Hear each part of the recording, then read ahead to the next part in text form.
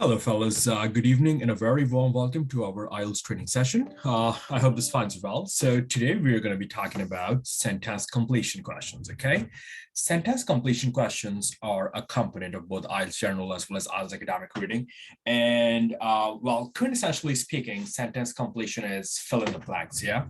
So without further ado, I'll just do screen share and we'll look at a sample activity that corresponds to sentence completion. There you go. Thank you. So the topic for today, we have a reading passage that is based on the topic of worms. First paragraph. About a quarter of the world's population, that is 1/4, could have worms living in their guts. For many years, experts have recommended treating large groups at risk of infection. Or is this mass approach worthwhile? Evidence showing the benefits of large-scale deworming projects has come under scrutiny. Now, what's scrutiny? Excessive, intense monitoring. Evidence showing the benefits of large-scale deworming projects has come under scrutiny in recent weeks. The debate has even been dubbed worm wars. Now, parasites such as roundworm, hookworm, and whipworm could be living inside more than 1.5 billion people, according to the World Health Organization, WHO. People are usually infected through contaminated food, but hookworm larvae can also burrow, that is, go into feet, get into blood vessels, and make their way to the heart and lungs. From there, they can climb up to the esophagus and be swallowed, ending up in the gut where they grow. Worms are usually not fatal, as in they normally don't cause death or other, grievous diseases, but in serious cases, they can cause abdominal pain, diarrhea, loss of appetite, weight loss, fatigue, and anemia. In children, they can also contribute to malnutrition, that is, deficiency of diet, stunted growth, and absences from school. A nurse gives deworming treatment to a boy in India. So we have our instructions that say write no more than 3 words. In other words, what that basically means is the cap is of 3 words, okay? Write 1 word, 2 word, or 3 words, depending on the context of the case. Now, the approach is going to be the same. We first go through the reading passage. We underline the keywords, make short notes, make sure that we register the message that is being conveyed to us in the reading passage in full detail. Then we look at our instructions, done and dusted. Next time, we're going to look at the question statements, underline the keywords in the question statements, use it to locate our answers in the reading passage, while obviously, like I say over and over again, like a broken record, keeping in mind the fact that our answers will be coming in chronological order. Now, scientists doubt whether it is dash to treat large groups of possibly infected people. Doubt means they're not sure. It's a speculation. They're not 100%, final about that. So large groups of possibly infected people. This, fellas, is our keyword that we basically have to look, yeah? Let's look at the first paragraph. About a quarter of the world's population could have worms living in their guts. For many years, experts have recommended treating large groups at risk of infection. But is this mass approach worthwhile? So it is basically a recommendation, okay? But there's a question mark, which means that they're not sure as to whether it's going to work or not, right? Therefore, there is a certain amount of reasonable doubt that is being conveyed over here. So in this case, we could say, now scientists doubt whether it is worthwhile to treat large groups of possibly infected people. So for this, the answer will be worthwhile. Next up, the experts call the debate. Now, let's look at the second paragraph. Evidence showing the benefits of large-scale deworming projects has come under scrutiny in recent weeks. The debate has even been dubbed worm wars. Dubbing something means to, label something, okay? So to give a terminology, to give a name or something. So we can say the experts call the debate worm wars, WORM-WARS, worm wars. Next up, hookworm larvae might make its way to the dash, and then be swallowed, right? Basically to be ingested. Now, the keyword over here will be hookworm larvae. So they're going to make their way to a certain region in the human body, and after that, they're going to be swallowed. All right, now we go up. Look for the word hookworm larvae. Yeah, hookworm larvae can burrow into the feet, get into blood vessels, and make their way to the heart and lungs. From there, they can climb up to the esophagus and be swallowed, ending up in the gut where they grow. Now over here, it says make his way. So you would feel that it's written over here, make their way to the heart and lungs.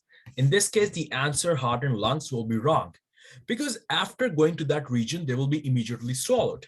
In this case, they are going to the heart and lungs, but they're not, being swallowed from there. They're going to one more destination. That is, they're basically climbing up to the esophagus, and then they're being swallowed, ending up in the gut where they grow. So therefore, the answer for question 3 is going to be hookworm larvae might make his way to the esophagus and then be swallowed, right? So please make sure you get the spelling correct. It's obviously given in the passage, so just make sure you copy it correctly. OESOPHAGUS, esophagus, yeah?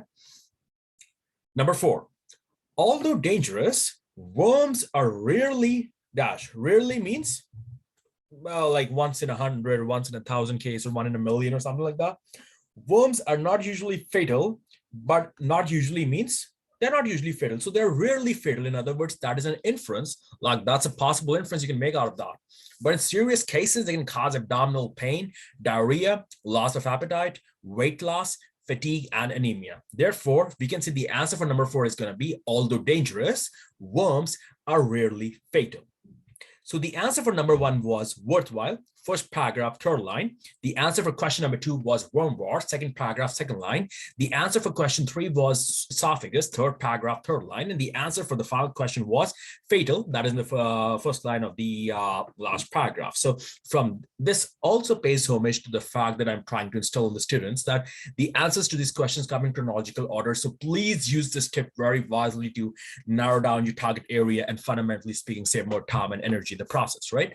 So, आप में से जो लोग दरखास्त करते हैं कि हमें kindly answers भी display कर दें, so please, there you go. These are your answers, even though I've already stated them, but there you go. Number 1 is worthwhile, 1 word. Number 2 is worm was, that is 2 words.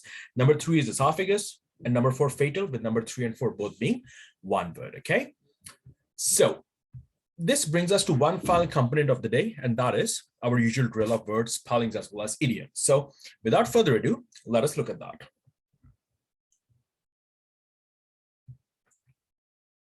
All right, so these are the 10 spellings for today. Number 1 is movie, M-O-V-R-E. Number 2 is versatile. Versatile means to be multi-capable, to be multifaceted, to be multi-talented, to be very diverse in terms of anything, scope, trend, population, capabilities, okay? The third word for today is sophisticated, very urban, right? Very, attentive to detail, very meticulous. S-O-P-H-I-C-T-I-C-A-T-E-D. Versatile was V-E-R-S-A-T-I-L-E. And movie is M-O-V-R-E. Number 4 is disloyal. Okay. In other words, you could say unfaithful. All right. Someone who has a tendency to betray someone. D-R-S-L-O-Y-L. Number 5 is reproach, right? To scold someone bitterly, R-E-P-R-O-A-C-H. Number 6 is excessive, that is E-X-C-E-S-S-I-V-E, excessive. Number 7 is invigilator, R-N-V-I-G-I-L-A-T-O-R. Number 8 is alacrity, to have an alacrity for something, to have a propensity for something, A-L-A-C-R-I-T-Y.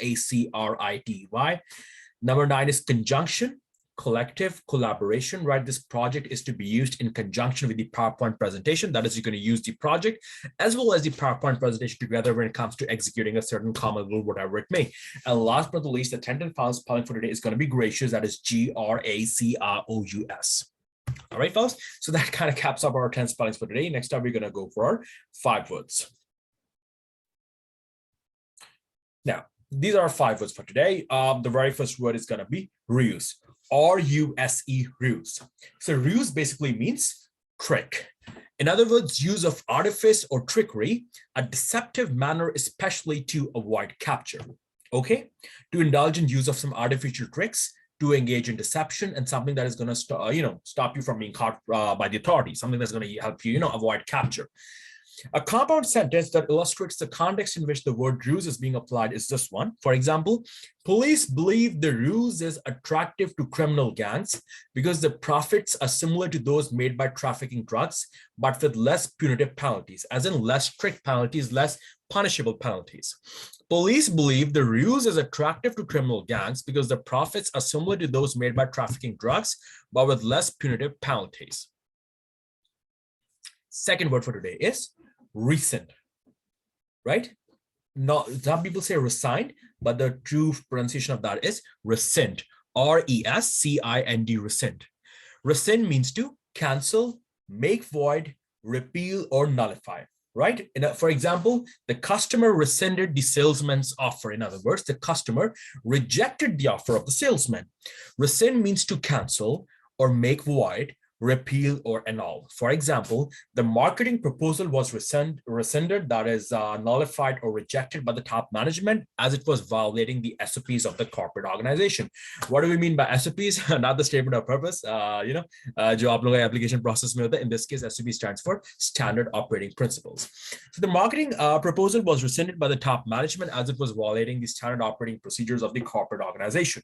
Number 3 is replete. Replete basically means filled to the brim or to the point of being stuffed, abundantly supplied, right?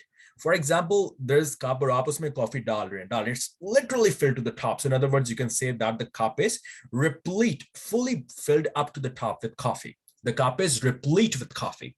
So replete basically means filled to the brim or to the point of being stuffed, abundant, or something that is abundantly supplied. All right. So a sentence out of that could be, the movie star's memoir was replete with juicy details about the love life of half of Hollywood. The movie star's memoir was replete with juicy details about the love life of half of Hollywood. Number 4 is rancor. Number 4 is rancor, R-A-N-C-O-R, rancor. Rancor basically means bitter or long-lasting resentment. What is resentment? Deep-seated ill will, animosity, or the easiest way to remember that is hatred. Okay, hatred. 30 years after the war, she could not let go of the past and was still consumed with rancor against the adversary. 30 years after the war, she could not let go of the past and was still consumed with rancor against the adversary. 5th and final word for today is punctilious. How do you pronounce it as? Punctilious. All right. P-U-N-C-T-I-L-I-O-U-S, punctilious. Punctilious basically means marked by precise accordance with details.